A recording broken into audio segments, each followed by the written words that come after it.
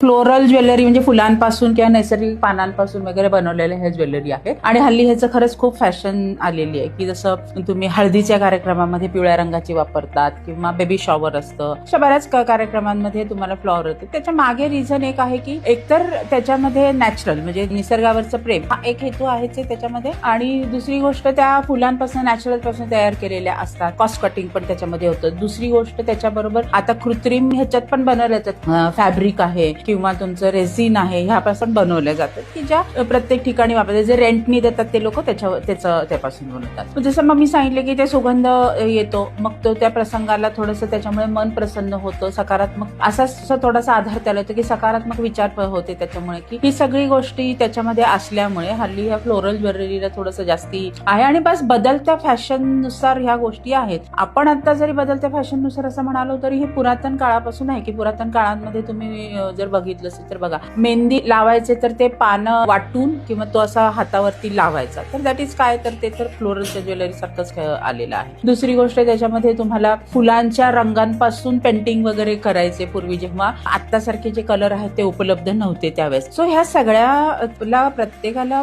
पुरातन बेस सुद्धा आहेच आहे, पण या बदलत्या काळानुसार ह्या प्रत्येक गोष्टी बदलल्या गेलेल्या आहेत आणि त्याला आत्ताचं आधुनिक स्वरूप प्राप्त झालेलं आहे.